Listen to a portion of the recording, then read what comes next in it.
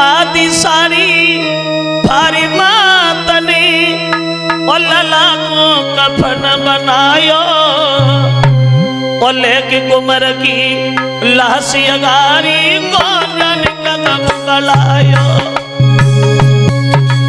आदि सारी भारी बच्चे को ढका और पहुंच गई शमशान में।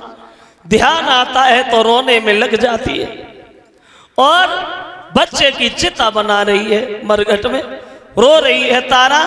और जहां तारा रो रही है अक्षमात्मा हरिश्चंद्र पहुंच गए। कौन रो रहा है, कौन है उधर,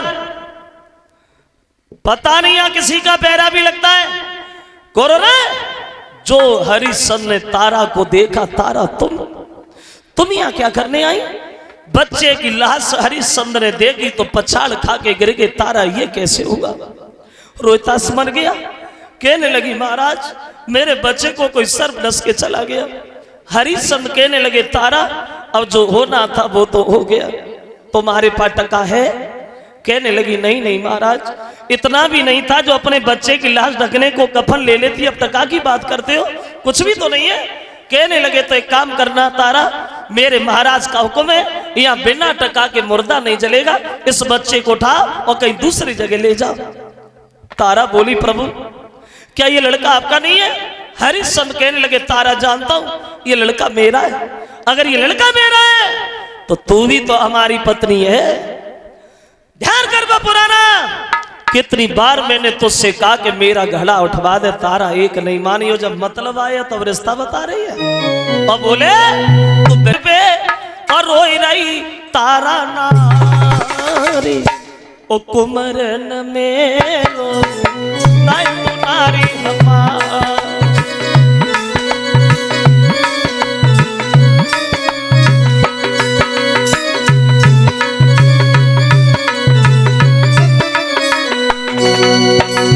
ये तारा सुना, अरे मुर्दा तबैया चले टका देव कर को है, क्यों कालू को है घाटन मेरे घर को है।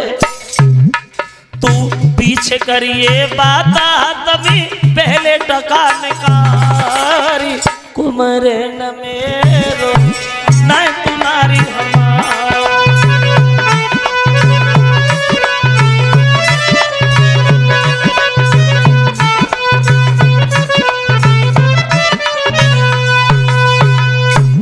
टका के मुर्दा नहीं जलेगा। तारा समझ गई अब ये मानेंगे नहीं, बोली महाराज तो बच्चे की लाश जल जाने दो, बाद में टका का भी इंतजाम हो जाएगा।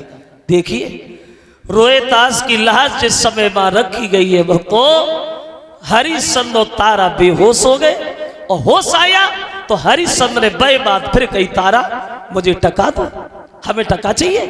बोली तो अब तुम्हें जहां से दिखाई देता वहां से ले लो श्रीमन।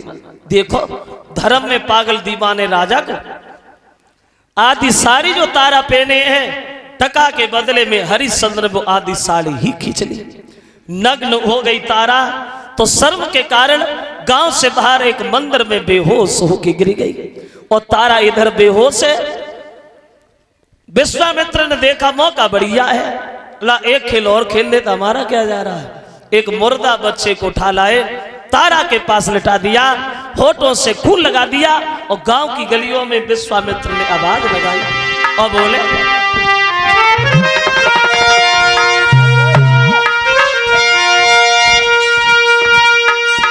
विश्वामित्र भगे भारत, अरे मुर्दा ढूंढ के लाओ, और तारा के पास होटल से फूल लगाओ।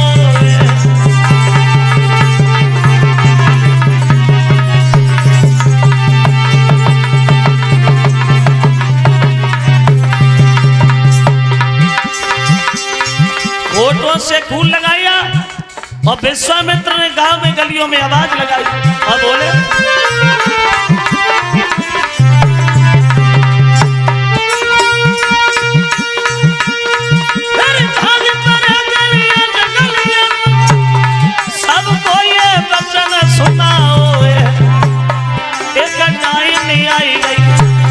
मंदिर में बन लला का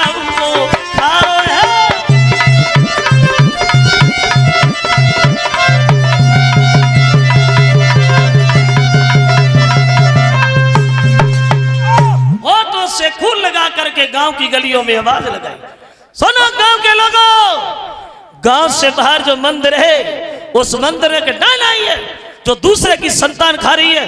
पता नहीं किस माँ की गोदी खाली कर दी, पता नहीं किसके बच्चे को उठा ले गई, मार दिया से। अपने अपने बच्चे देखभाल कर रखना, होशियारी से रखना। जो ये शब्द कहे पूरे गांव में हलचल मच गई। अब क्या होगा? तो कालू मेहतर ने हरिश्चंद्र को तलवार दे दी, बोले जा उस राक्षसी का वध तुम्हें करना है।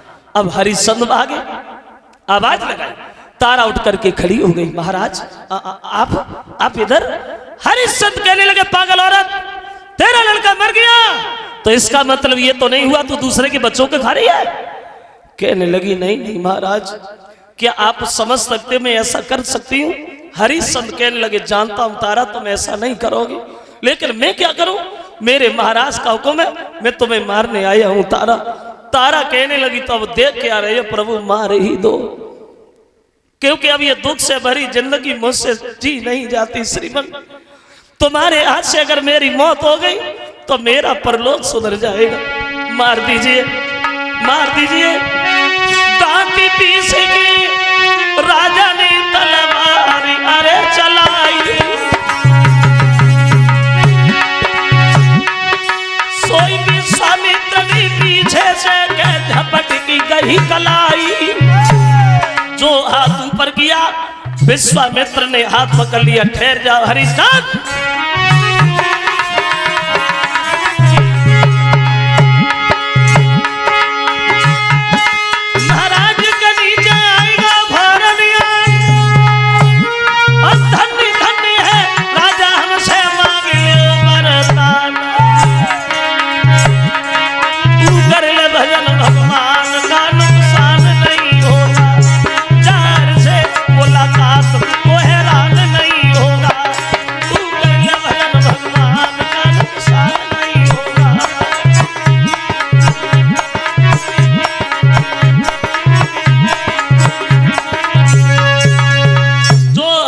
ने हाथ ऊपर किया, विश्वामित्र ने कलाई पकड़ ली, रुको। एक निर्दोष अबला पे हाथ उठाते ये बहादुरों को शोभा नहीं देता। हरिश्चंद्र ने देखा, पहचान लिया, तुम यहाँ मेरा राज्य छीन के बर्बाद कर दिया, इधर घूम रहे हो? बोले कुछ नहीं होगा महाराज, कुछ नहीं होगा। वशिष्ठ ने हरिश्चंद्र को छाती से लगा लिया, धन्य है मेरे लाल, मुझे पता था तुम मर जाओगे लेकिन धर्म को पीठ नहीं दिखाओगे। अब हरिश्चंद्र चुपचाप खड़े, कुछ समझ नहीं पा रहे। तो विश्वामित्र ने कहा, महाराज क्षमा करना, एक दिन तुम्हारे गुरुजी से हमारी बहस हो गई, इसलिए हमने तुम्हारी जांच की। हरिश्चंद्र बोले, जांच? वो इतनी कठिन जांच? महाराज तुमने हमारी जांच तो की, लेकिन ऐसी जांच करने कलयुग में मन जाना, बिना अपमान हुए नहीं बचोगे, झोली फाड़ दी जाएगी। बोले कलयुग में तुम्हारे जैसे भक्त ही नहीं मिलेंगे जिनकी कोई जांच हो। तो पत्नी बोली, प्रभु क्या जांच में मेरा लड़का भी मर गया? नहीं नहीं नहीं। आवाज लगाई, रोहितास सबके बीच पहुंच गया। तीनों प्राणियों को वो कहानी एक सपने की भांति याद बनी रही। अयोध्या में आते हैं, रोहितास को राजा बनाते हैं और पति और पत्नी विमान पर बैठ करके सीधे स्वर्ग धाम के लिए प्रस्थान करते हैं। बोलिए भक्तवत्सल भगवान की। इस तरह से मुसीबत और बाद में भगवान की गोदी प्राप्त भई। और मुसीबत तो मिलती मिलती है, जो सत्य के रास्ता पे चलता है उसे तकलीफ बहुत आती है, लेकिन अंत में विजय उसी की हुआ करती है। तो सुखदेव समझाते हैं, सुनिए महाराज परीक्षित, ये तो थी सूर्य वंश की कथाएं, और सूर्य वंश की कथा में थोड़ा विराम देते हैं। अब देखते हैं चंद्रवंश में किस तरह से हमारे भारत देश में, भारत देश के उत्तर प्रदेश में, उत्तर प्रदेश के नगर मथुरा में किस तरह से भगवान यादवेंद्र सरकार योगी राज कृष्ण का अवतार हुआ चंद्रवंश में। जिस चंद्रवंश की कथा को सुनने के बाद आदमी के जन्म जन्म के प्राण जो पाप है वो नष्ट हो जाते हैं। वही कन्हैया के जन्म के बारे में देखें, किस तरह से भगवान कन्हैया हमारे यहाँ आए। बहुत सुंदर कथा। ये 100 रुपया हमें भेंट कर रहे हैं, 10-10 रुपया साथियों को भेंट किए हैं। ये भूरे, उन भूरे की तरफ से 100 रुपया हमारे पास 10-10 रुपया साथियों के करीब आए हैं, और 151 रुपया हमें भेंट किए हैं और 20-20 रुपया सभी साथियों को भेंट कर रहे हैं। ये हमारे सहदेव यादव, उनकी तरफ से ये 151 रुपया 20-20 रुपया साथियों के करीब आए हैं। लिखा है भजन के बारे में, चलो सुना रहा हूँ। और 100 रुपया भेंट कर रहे मनोज यादव, ये महुली खेड़ा के रहने वाले हैं। लिख रहे हैं होली सुना दीजिए। और 51 रुपया मोनू और गुलशन, उनकी तरफ से आए हैं, ये भी कह रहे हैं होली के बारे में। और 100 रुपया आरुष यादव चिर्रा, आरुष यादव चिर्रा, उनकी तरफ से 100 रुपया आए हैं। लिखा है एक वैरायटी चुटकुला सुना दीजिए।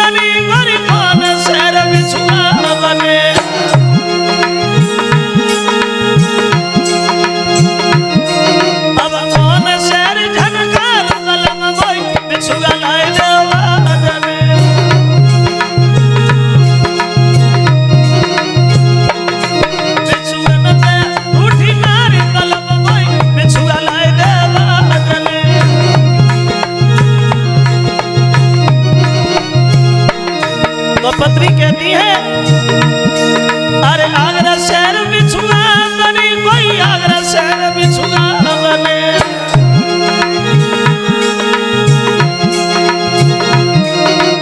आगरा शहर बिछुआ बनी कोई, आगरा शहर बिछुआ बने।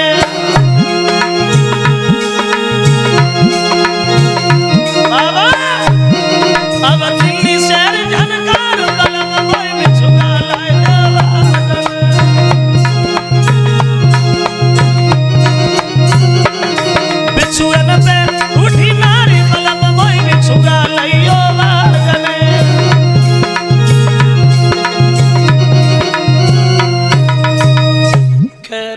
हो गया का शासन रहा, लेकिन हमारे देश के क्रांतिकारी ऐसे पैदा हुए जिन्होंने अपनी जान पे खेल करके हमारे देश को आजादी दिलाई और हम लोगों को आजाद किया।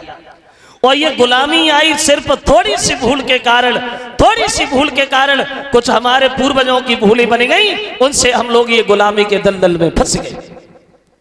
एक कवि ये कहता है कौन कौन सी भूलें,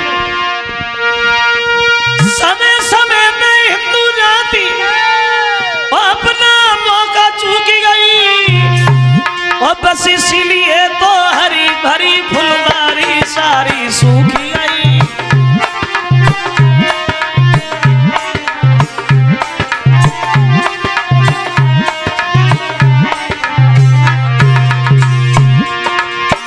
भूले बनी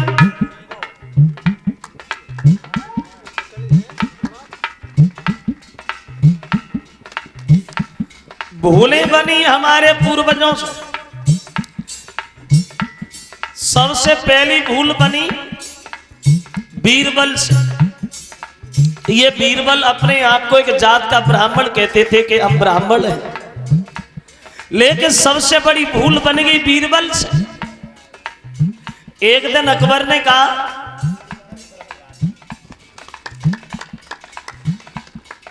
अकबर बोला भैया बीरबल हमें इस्लाम धर्म कबूल नहीं है, हमें हिंदू बना लो। तो बीरबल ने उत्तर दिया, साहब सुबह बताऊंगा, सुबह होगा। तो वो बीरबल सुबह सुबह गधा को पकड़ के साबुन से नहलाने लगा। साबुन से नहलाने लगा तो अकबर ने पूछ लिया, बीरबल क्या कर रहे हो? बोले साहब इस गधा को घोड़ा बना रहा हूं। तो अकबर बोला, पागल है क्या ये गधा घोड़ा बन सकता है? तो क्या उत्तर था उस मूर्ख बीरबल का, क्या मुसलमान हिंदू बन सकता है? अगर वो भूल बीरबल से न हुई होती, अकबर को हिंदू बना लिया होता, तो आज हमारे हिंदुस्तान में ये मुसलमान धर्म ही नहीं होता। जो 70,000 गायें रोज काटी जाती हैं, ये कुठार हमारी गायों के ऊपर नहीं चलता होता। देखो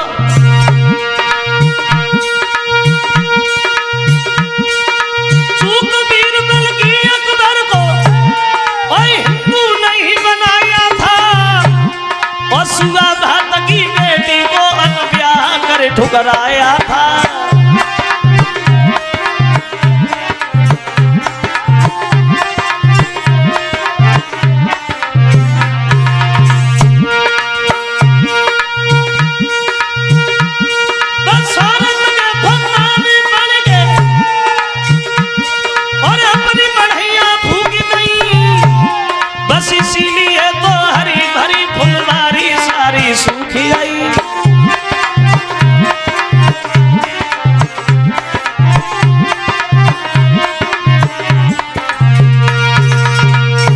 देखे कन्हैया के जन्म के बारे में, नारी प्रेम जबैलो माने, धन बल जोर बना करी जाने। क्षमा करें, ये एक घर की कहानी नहीं है, घर घर की कहानी है। देखा होगा आप लोगों ने, और न देखा हो तो अब किसी दिन अजवास करके जरूर देखना। तुम बाहर से आओ, पैसा पैदा करके लाओ, घरे घुसो, तो अम्मा तो मुंह की ओर ही देखते, तो जेब की ओर ही देखते, भर के तो ही है। संजा को पैरों दबाती जाए, अपने मन की कहती जाए, देखो तुम इतने दिन बाद आए, हमारे कुंडल कब के टूटे डरे कब बनवाए रहे। अरे धन बल कब हुई जात प्रेम घटी जात नारी को भाई, बंद बोले करुए बोल गए मर जा पिया दुखदाई।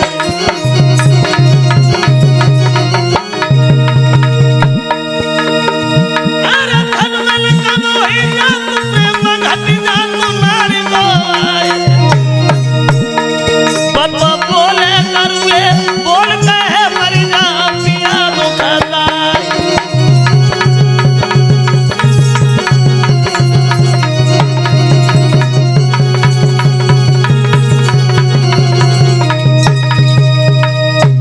तो इस पवन रेखा का नियम था पति के पैर छूना, और इन्हीं पवन रेखा के उग्रसेन के घर में एक लड़का था जिसका नाम था कंस। और ये कंस उग्रसेन से पैदा नहीं हुआ था, एक विद्वान ये बता रहा है ये कंस जो था एक दुर्मिल्क नाम के राक्षस से पैदा हुआ था। ऐसा कैसे हो गया, बहुत जल्दी में हम आपको बताएं। बोले ऐसा इसलिए हो गया क्योंकि ये पवन रेखा देखने में सुंदर तो थी बहुत। एक दिन अपनी सहेलियों के साथ बाग में घूमने गई, तो उसी बगीचा में वो राक्षस भी घूम रहा था, और जब राक्षस ने पवन रेखा की तंदुरुस्ती देखी तो पागल हो गया। मन में सोचने लगा हम इससे मिलेंगे जरूर, चल जरूर करें, लेकिन कैसे करें, पतिव्रता है, और पतिव्रता के शरीर से हाथ लगाना ये कोई तितली के पंख तो तोड़ना है नहीं, बिना मतलब में मारे जाओगे। लेकिन वो काम की वासना में इतना अंधा हो गया जो उसे कुछ नहीं दिखाई दे रहा। बोले होगा वो देखा जाएगा, लेकिन हम इससे मिलेंगे जरूर, इससे छल जरूर करेंगे, क्योंकि दोष भी नहीं है उसका। क्यों? एक कभी अंधो रात में और दिन में उल्लू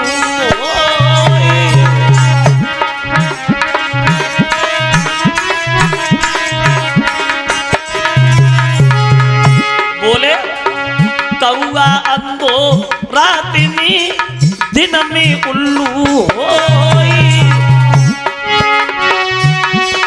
कामी अंधो रात दिन बाए सूरत नाई को।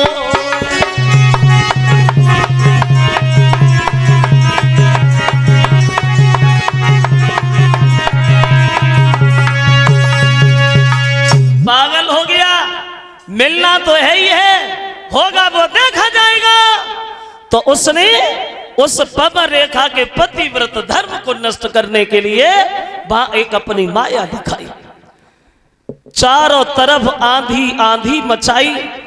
पवन रेखा की जो 7 वाली सहेलियां थी वो तो सब बिछुड़ी गई। अकेली पवन रेखा खड़ी है, हवाएं तेज चल रही है, धूल उड़ रही है, कोई दिखाई नहीं दे रहा। तो उस पवन रेखा के पास में उनके पति का भेष बना करके वो राक्षस सामने खड़ा हो गया।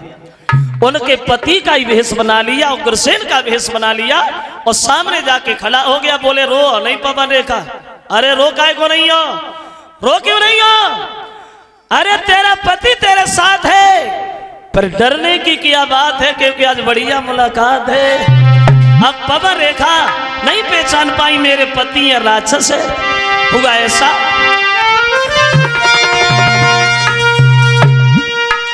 बोला है प्रिय रुधन छोड़ो, हाजिर है तेरा रखवाला, और मेरे आगे देखी तो अब कौन भला हिम्मत वाला।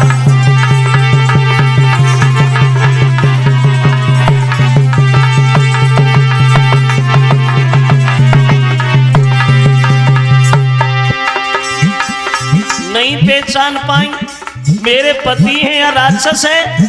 मौका पाकर के उस राक्षस ने धोखा सेवा नीचने यो सती संभोग, प्रकृति है गयो अंत में पापी को संयोग।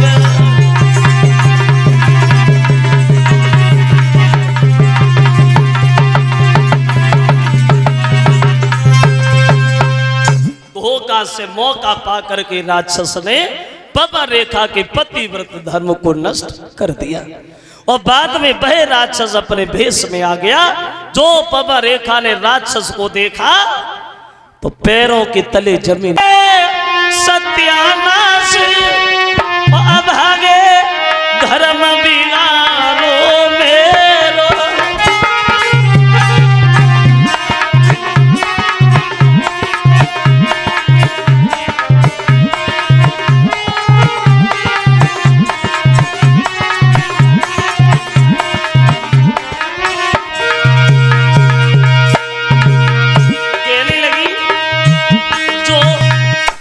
दिया है, अगर ये बात मुझे पहले पता होती तू मेरा पति नहीं है तो मैं तुझे श्राप दे के भस्म कर देती, मैं तुझे जिंदा जला देती। लेकिन अब मैं किसी लायक नहीं रही, लाचार और निस्तेजहु में बरना जो हर दिखलाई देती, अपनी शक्ति से जलाई देती और मिट्टी में तुझे मिलाई देती। जो ये शब्द सुने तो पवन रेखा से राक्षस बोला रो नहीं पवन रेखा। अब भैया रोने चिल्लाने से कुछ नहीं होगा, जो होना था वो तो हो गया। अगर तुम्हें कष्ट है दुख है तो एक बात जरूर कहेंगे पवन रेखा, अभी तक तुम्हारे कोई लड़का नहीं हुआ था, लेकिन अब हम तुम्हें वचन देते हैं कि अब तुम्हारे लड़का होगा। और पता है कैसा लड़का होगा? बोली जब पैदा होगा कि मेरे समान योद्धा होगा, हर गई जीती न कोई पाएगा।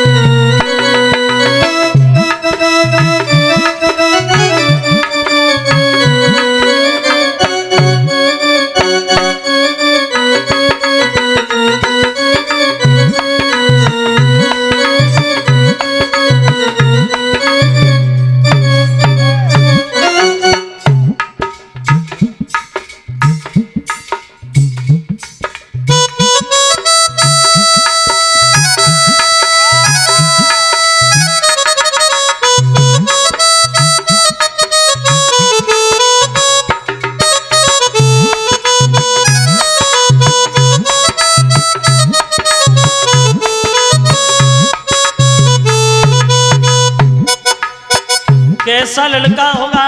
तो राक्षस कहता है, सुनिए,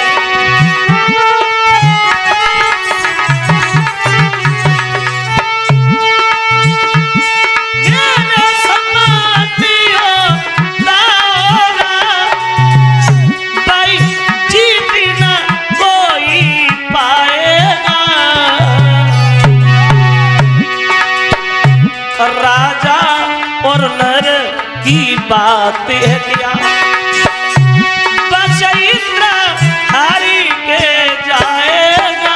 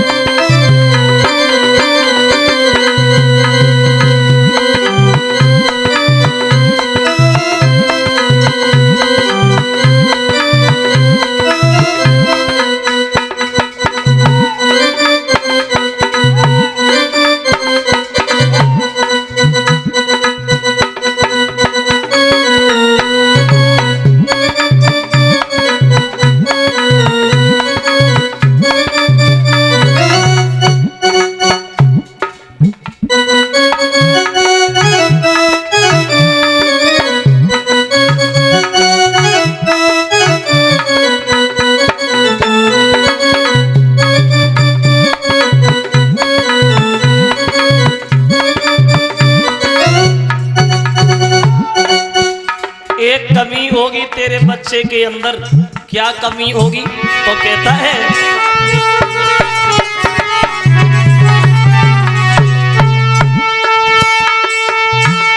ऋषियों को यार ब्राह्मणों को बेशक वो खूब सताएगा, लेकिन पर ध्यान रहे इतनो प्यार भगवान के हाथ से जाएगा।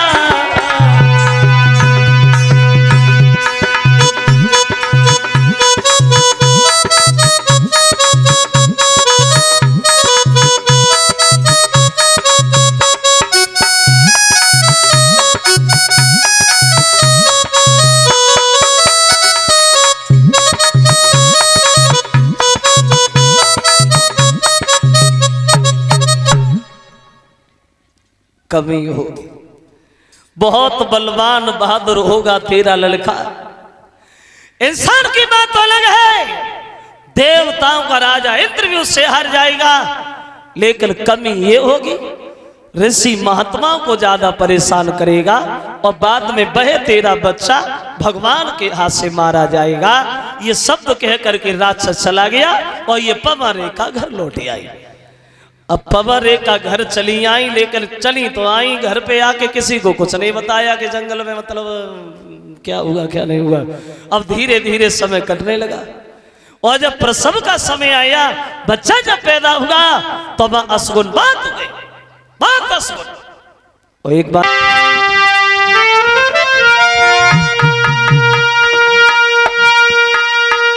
पैदा होते ही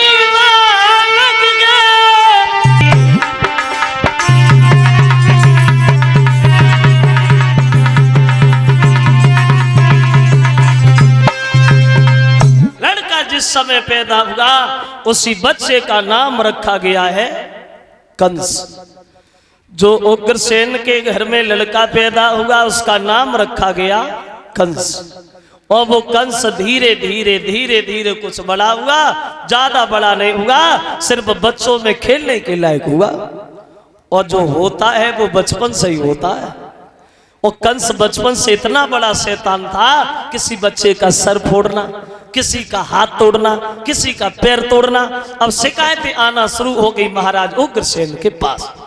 सब लोग इकट्ठे हुए, बोले चलो ऐसे कैसे काम होगा, जब राजा ही प्रजा को परेशान करेगा तो प्रजा किधर जाएगी, चलो महाराज के पास चलते हैं, शिकायत करते।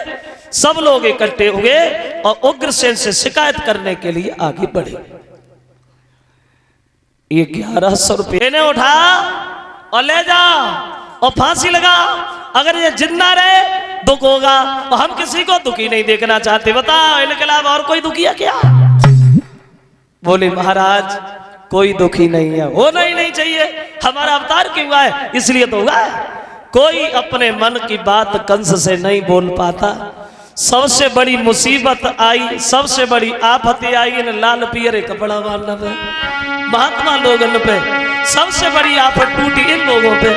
क्या दशा बनी महात्माओं की कंस के शासन में कि हाथ न मिकला पाई न मिकला और बगल न राशि पड़ी भाई।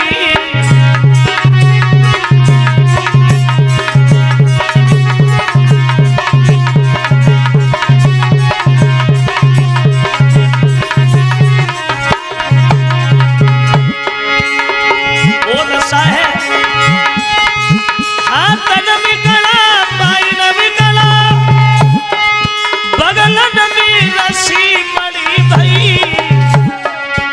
जेब में चना जला साग तसले में रोटी सड़ी भई।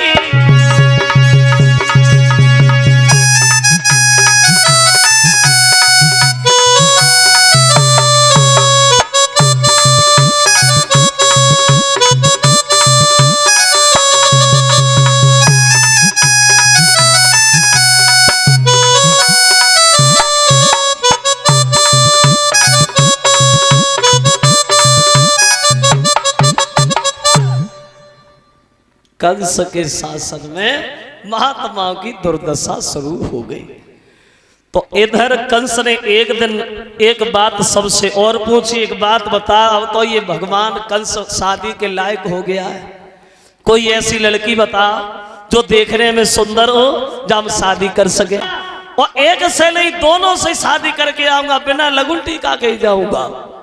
चला है वो कंस, और जो जरासंध की लड़कियां हैं अस्थि प्राप्ति नाम है दोनों का, दोनों के दोनों चंद्र बदन उजियारी पर भूमि घर में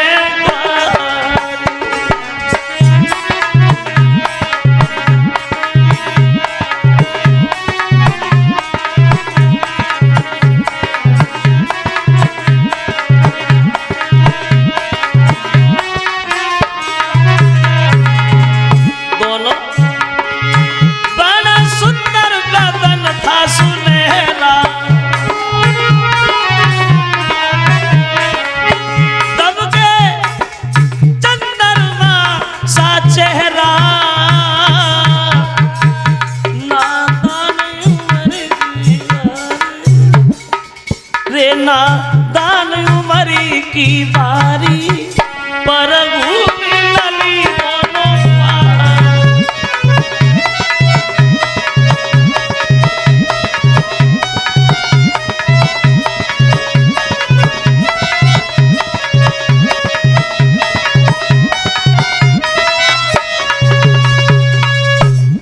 पहुंच गया कंस जरासंध की घर। जो जरासंध ने देखा, आइए कंस राजा, ओ बैठो। कंस बोला जरासंध आप हमें जानते हो? हाँ हाँ मथुरा के राजा हो ना। राजा नहीं, भूल गए, राजा नहीं, भगवान भगवान भोजराज कंस। समझ गए? और कैसे समझोगे? हमने सुना है कि तुम्हारे घर में दो लड़कियां हैं, दोनों ही जवान हैं, शादी के योग्य हैं। हाँ सही सुना है, इसीलिए तो सही समय पे आया हूं। दोनों बेटियों की शादी मुझसे कर दो, और शादी करने में जरा भी आनाकानी की नतीजा गलत हो जाएगा। क्या समझे? जरासंध कहने लगे कंस सुनो, अगर भगवान हो तो उस मथुरा के उस मगध की थोड़ी हो। और रही बात शादी, तो शादी तो होगी मगर ऐसे थोड़ी होगी जैसे तुम चले आए। कैसे होगी? बोले हमारे घर में कुबड़िया पीड़ नाम का हाथी है, उस हाथी के अंदर 10,000 हाथियों की ताकत है। अगर तुमने हाथी को युद्ध में हरा दिया तो शादी पक्की। मारे गए, माफ करना। कस कहने लगा जरासंध तुम हमारी ताकत आजमा रहे हो, बुला हाथी को। उधर से हाथी भागा, इधर से कंस भागा। हुआ क्या? अरे होना क्या था वहां, कंस राजी और हाथी में फिर डट के भई लड़ाई।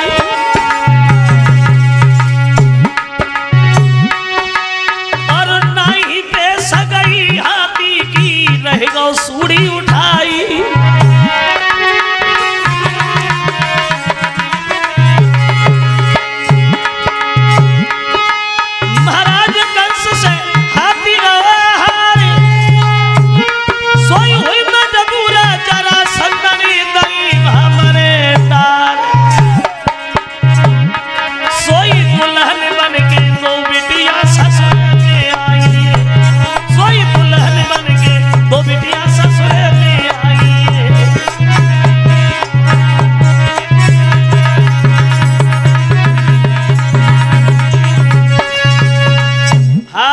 कंस से हाथी, और जब हाथी हार गया तो कंस चीखने चिल्लाने लगा, जरासंध हाथी तो तुम्हारा हार गया है, कोई और बहादुर है वो हमारे ऊपर छोड़ दो, और नहीं है तो थोड़ी देर तुम ही आ जाओ। बोले हम समझ गए। दोनों बेटियों की शादी कर दी और वो कुंवरिया पीला हाथी जो था वो दहेज में दे दिया। बोले से भी ले जा, इसका हम क्या करेंगे। अब शादी करके चला आया कंस। अब तो दिन प्रतिदिन अत्याचार ढाता ही चला गया।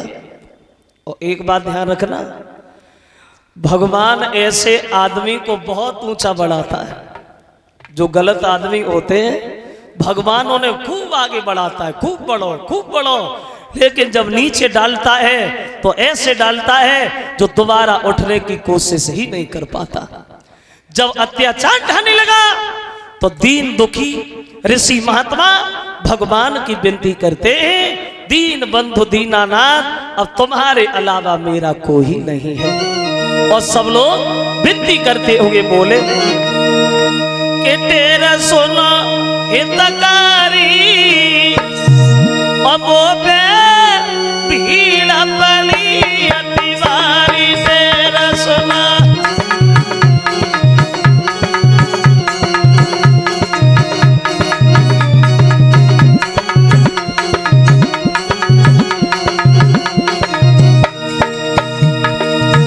बोले हे प्रभु भक्तन के रखवारे,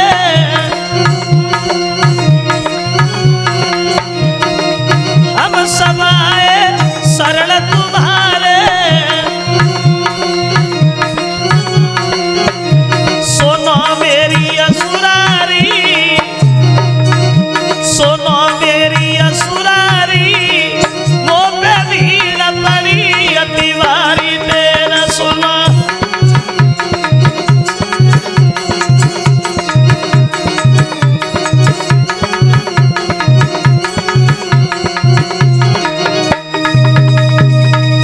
इधर सब देवता लोग भगवान से विनती करते हैं, भक्तो तो भगवान आवाज लगाते, देवता रो नहीं, तुम भी जाओ भूमि पे और धरो यादवी रूप, और आऊंगा यदुवंश में मैं बन के यादव भूप।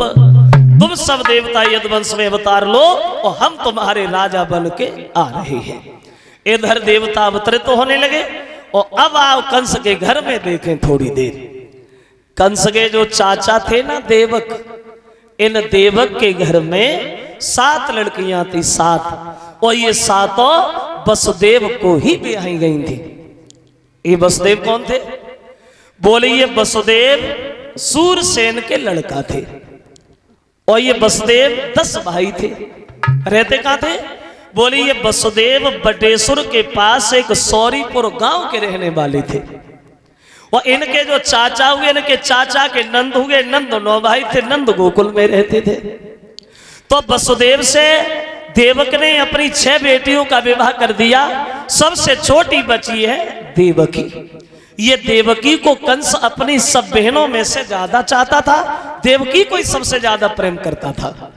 तो एक दिन वसुदेव से बोला, बहनोई साहब इधर आओ, भैया हम तुम्हारी आदत से बहुत खुश हैं, तुम्हारी आदत बहुत बढ़िया है, इसलिए हमने सोचा कि हम अपनी सबसे छोटी बहन की शादी भी तुमसे करें। कहो कैसी रहेगी? तो वसुदेव बोले हम काहे को मना करें, हम तैयार, एकदम तैयार। पहले ये नियम नहीं था कि शादी ये कहीं करो, मन में आए तेती करो, जोले होए तोले करो, कोई प्रतिबंध नहीं। तो इधर ये कहा है कि तुम बारात ला, और देवकी से कंस बोला मैं तुम्हारी शादी वसुदेव से पक्की होगी, लेकिन एक बात ध्यान रखना, बटेश्वर में जाकर के किसी से दबना नहीं, घमंड से कहना भगवान भोजराज कंस की बहन है, बटेश्वर से उठा लाऊंगा, मथुरा में जिंदा दबा दूंगा, लेकिन किसी को दुखी नहीं देखूंगा, मेरी आत्मा ही जल कैसी है। चली बारात वसुदेव की बटेश्वर से मथुरा में जिस समय पहुंची, शादी भई है देवकी की वसुदेव के साथ, संगई विदा भई, और ये देवकी पालकी में बैठ करके ससुराल को जिस समय चली, तो देवकी की लड़कियां साथ वाली विदा करने लगी, गीत गाने लगी। देवकी भी बड़ा खुश है, ससुराल में जा रही है, बहुत खुश, बहुत खुश। रो के नहीं गई देवकी ससुराल में, जैसे आजकल लड़की ससुराल में जाती है तो रोती है। आंसू के तरह के होते हैं, बोले आंसू होते हैं तीन तरह के, तीन तरह के। कौन कौन से? देखो, पहले आंसू वो होते हैं जो बिल्कुल पानी की तरह होते हैं, बिल्कुल पानी की तरह। और ये आंसू कब निकलते हैं? ये आंसू तब निकलते हैं जब आदमी कोई ज्यादा हंसे, ज्यादा हंसे, ज्यादा खुश हो, तो ये आंसू खुद ब खुद निकल ही आते हैं। और एक आंसू होते हैं गाढ़े, गाढ़े, और ये आंसू लगते हैं थोड़े नमकीन, नमकीन। और ये आंसू कब निकलते हैं? ये आंसू तब निकलते हैं जब आदमी पे कोई घोर कष्ट पड़ा हो, कोई ज्यादा मुसीबत पड़ी हो। और तीसरे तरह के आंसू किसके पास होते हैं? बोले तीसरे तरह के आंसू हम लोगों के पास नहीं होते, इन लोगों के पास होते हैं। पता नहीं कहां धरे रहते ही हैं, छोटी छोटी बात में निकाल के चिप फेंक दे अलग। तो रोना भी अलग अलग है। एक दिन एक लड़की की विदा हो रही थी, तो लड़की रोती तो है ही है, खूब तेते चिल्ला चिल्ला के रो रही थी। तो उस लड़की का एक छोटा सा भाई था, तो उसने अपने पिता से पूछा कि पापा दीदी रो रही है, जीजा जी क्यों नहीं रो रहे? लड़का बोला पापा दीदी रो रही, जीजा क्यों नहीं रो रहे? तो पापा बोले लला तुम्हारी दीदी तो आज ही रो रही है, लेकिन जीजा आज के बाद जिंदगी भर रोए हैं। तो विदा कर रही है, और विदा करती वही लड़कियां बोली भाई पहले जब हम तुम्हारे यहाँ आते थे तो हंसते रहते थे, लेकिन अब तो कमजोर बहुत हो गए हो, क्या कारण है? कोई चिंता है? कंस बोला हाँ बाबा चिंता ही तो है। काई की? मरने की। मरना चाहती हो? नहीं बाबा। अरे मरना कौन चाहता है, मैं तो जिंदा रहना चाहता हूं। किसने कहा मरो? देवताओं ने। क्या कहा? मेरी बहन के गर्भ से 8वां लड़का होगा, मेरा काल होगा। तुमने क्या सोचा? सोचा क्या? 8वां होगा, मार दूंगा। किसी बच्चे ने जन्म लिया? हाँ हाँ मैंने उसे छोड़ दिया। क्यों? पहला था इसलिए, 8वां मारूंगा। तो नारद जी बोले लगता है कंस तुम 8वें तक पहुंचोगे ही नहीं, तुम्हारी मौत आ गई। और जो कंस ने सुना मौत आ गई, कंस गद्दी से उछल पड़ा, बाबा जी आ गई? किधर से आ गई? बोले दिखाई नहीं देती। कंस सुना तुमने ये कैसे जान लिया ये देवकी का पहला ही बच्चा है? अगर 8वां पहला बन के आ गया हो तो, और ये पहला 8वां बन जाए तो, और 5वां 6वां 6वां 7वां 7वां 8वां किसने देखा? ये तो अंदर की बात है। जो कंस ने सुना तो कंस गद्दी से उछल पड़ा, बाबा जी तो सीधी सी ये क्यों नहीं कहते हो कि एक भी बच्चा नहीं बचे? नारद बोले हमने कब का मारो, बात बताई तुम जानो। कंस खुशी के मारे उछल पड़ा, बाबा आज तो तुमने बुद्धि के किवाड़ी खोल दिए, वरना हम तो मर गए होते। इसलिए तुम तुम्हारा सम्मान करते, तुम बहुत अच्छे साधु हो, सबका उद्धार चाहते हो नारद, सबका। मुस्कुराते हुए नारद जी बोले कंसराज सबका उद्धार तो हम बाद में चाहते हैं, सबसे पहले तुम्हारा उद्धार चाहते हैं, लेकिन क्या करें बड़ा देर हो रही है। उठे चले गए। कंस भागा, मैं बच्चे को हमें दे दो। कहने लगी भैया ये वही बच्चा है जो तुमने छोड़ दिया। कंस कहने लगा छोड़ दिया तब छोड़ दिया, अब थोड़ी छोड़ूंगा। पैरों की तरफ से पकड़ के पैर पकड़ के घुमाई की दीवार में धरी मारो और दशा देख की बेटा की मैया को आओ तुम्हारो। पैरों की तरफ से पकड़ के जब चट्टान से पटका तो उस बच्चे की मांस की बोटियां बिखरी गई, पछाड़ खा के देवकी गिरी गई।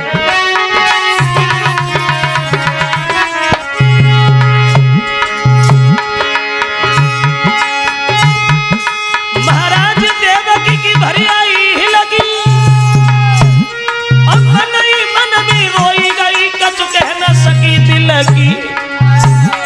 ऐसो भैया पत्थर बहु कले दो नाई पिघलो है, ऐसो भैया पत्थर बहु कले दो नाई पिघलो है।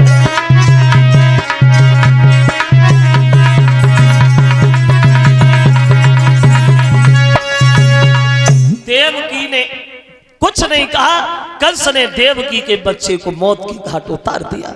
देखती रही बेहोश होके गिर गई। कंस ने देवकी के एक बच्चा नहीं इसी तरह से 6 बच्चों को मौत के घाट उतार दिया। 6 बच्चा मार दिए देवकी के। 7वां गर्भ जब देवकी के आया तो भगवान वहां एक चाल चलते योग माया द्वारा देवकी के गर्भ से निकाल करके रोहिणी के गर्भ पहुंचाया। ये रोहिणी वसुदेव की दूसरी पत्नी थी जो गोकुल में रहती थी। जब वहां बच्चा पैदा हुआ तो उस बच्चे का नाम रखा गया बलराम। और इधर पूरी मथुरा में खबर भेज दी गई कि देवकी का 7वां गर्भ खंडित हो गया। अब चले 8वें गर्भ में स्वयं भगवान आ गया। समय जिस समय को ऋषि महात्माओं को दीन दुखियों को बेसब्री से इंतजार था। भादों का महीना कृष्ण पक्ष अष्टमी दिन बुधवार को चले भगवान। इधर कंस सबको तैयारियों में लगा देता है। आ गया है समय कुर्बानी का। ये वक्त आना कानी का नहीं आई। जहां एक पहरेदार लगता था 10-10, 20-20 लग जा। जागते रहो, एक दूसरे को आबाद देते रहो। सोना नहीं, सोना नहीं, खड़े रहना। जैसे मेरा काल पैदा हो आके हमें बताना। इतनी दुर्दशा के साथ मारूंगा जो देखने वालों का कलेजा हिल जाएगा। समझ जाएंगे दुनिया के लोग कंस का काल मारा गया। कंस अमर है, अमर।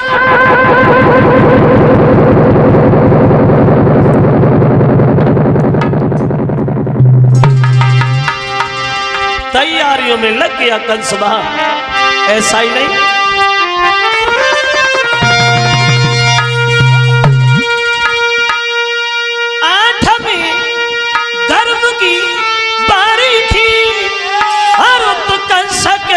तैयारी थी और राजा था पहरेदारी में। उत जेल में बहन बिचारी थी।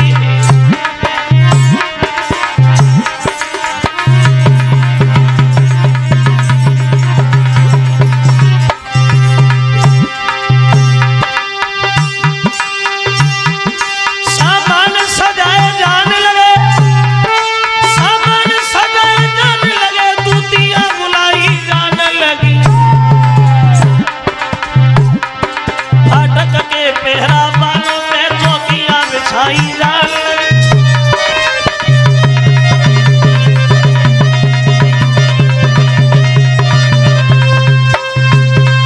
कंस जिस समय तैयारियों में लगता है और इधर भगवान चले। भादों का महीना अष्टमी दिन बुधवार को धीरे धीरे पानी की बरसात हो रही है।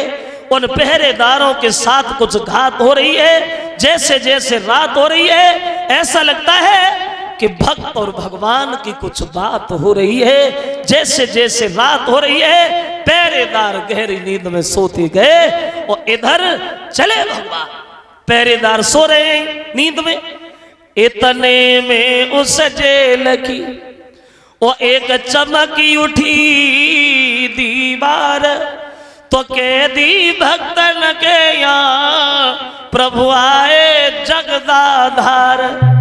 जेल की दीवार चमकने लगी। बसदेव और देवकी उठ करके बैठ गए, सोचे लगे परमात्मा जे नहीं मालूम पड़ रहा कि हम स्वर्ग में आ गए या स्वर्ग खुद चल के हमारे पास आ गया। भगवान की तस्वीर नजर आई तो बसदेव दोनों हाथ जोड़ के बोले महाराज हम आपकी क्या सेवा करें। भगवान बोले भक्तों हम सेवा कराने नहीं बल्कि उल्टी सेवा करने आए हैं। अब हमारे पास ज्यादा समय नहीं है बात करने का, अब अधिक बात का समय नहीं और लीला करने का मौका दो, और रात ही रात में किसी तरह और मुझको गोकुल में पहुंचा दो। हो सके तो रात ही रात में नंद बाबा के यहाँ हमें छोड़े आना। ये शब्द कहने के बाद भगवान एक जरा से शिशु बने आ गए देवकी की गोदी में। बोलिए भगवत्सल भगवान की। ऐसा ही नहीं कि भादों की रात काली झुकी है अंधेरिया,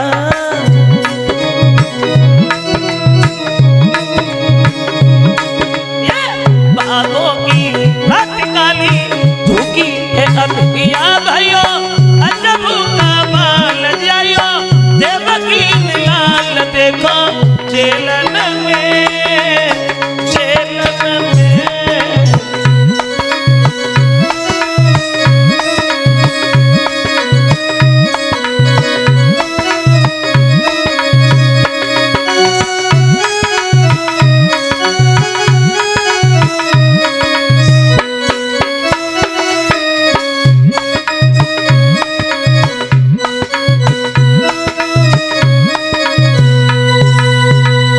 जरा से शिशु बने आ गए देवकी की गोदी में।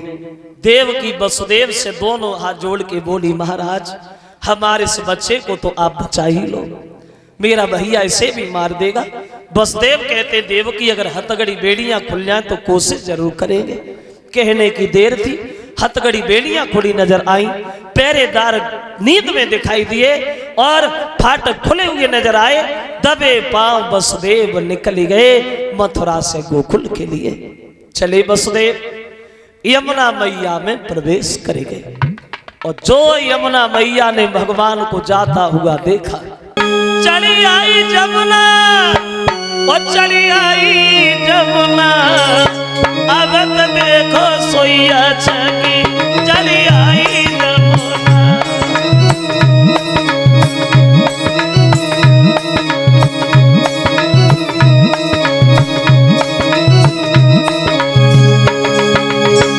यमुना मैया फान भरने लगी।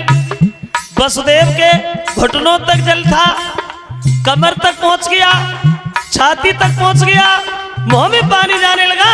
वसुदेव सोच रहे आगे बढ़त जमुना लगे हरी।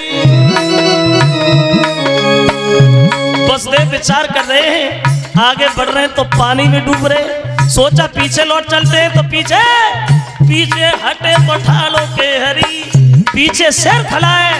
अरे आगे बढ़त जमुना लगे हरी, पीछे हटे पठालो के हरी।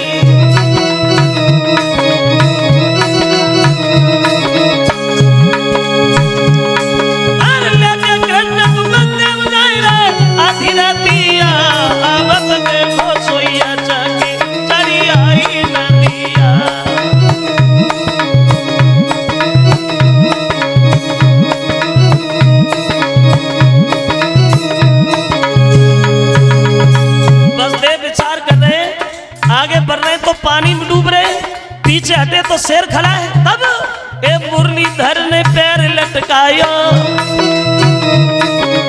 बंसीधर ने पैर लटकायो, यमुना मैया ने स्पर्श पायो।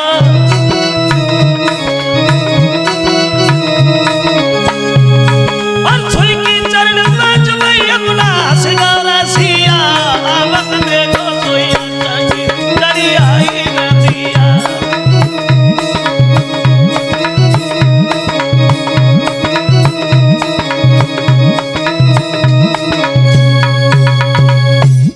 पांव वसुदेव निकल गए। योग माया जो बच्ची का वेश धारण करके लेटी है यशोदा मैया के पास, भगवान को यशोदा के करीब वसुदेव ने लिटाया। उस लड़की को लेकर के पुनः वसुदेव मथुरा में चली आए। वह लड़की रास्ता में बिल्कुल नहीं रोई, सपा मरी सीधरी चली गई।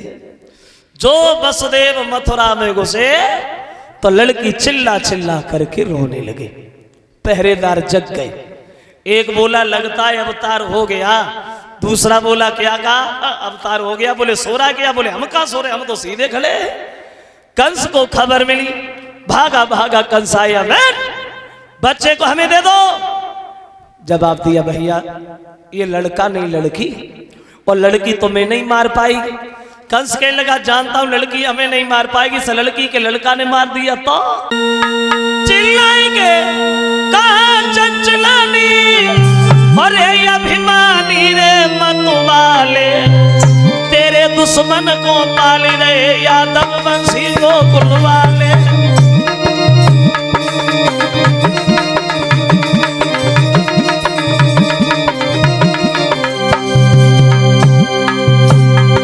लड़की बोली तू हमें क्या मारेगा कंस, तेरा काल गोकुल में पैदा हो गया। विश्वास मान रहे अभिमानी आफत के बीज हो चुका है, अब तेरे काल का अपराधी उस ब्रज में जन्म हो चुका है।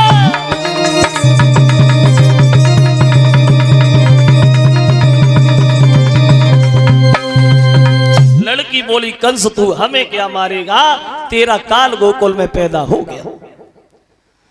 जो कंस ने ये शब्द सुने उस लड़की के, देवकी के पैरों पे गिर पड़ा, माफ करना बहन तुम्हारी गोदी भी खाली हो गई, मेरा काल भी नहीं मरा।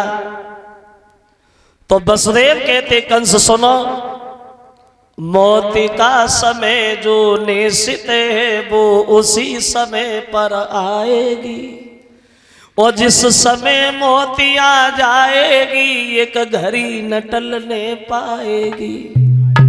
और बैठी है दुनिया कमरी कसे, और बस चलबे ही की तैयारी है, वो चल देता है बिना कहे, और जिसकी जिस दिन की बारी है। कंस उठा, दरबार में पहुंच गया, कहने लगा है बहादुरो चले जा गोकुल की तरफ, 2-4 दिन का कोई भी बच्चा मिले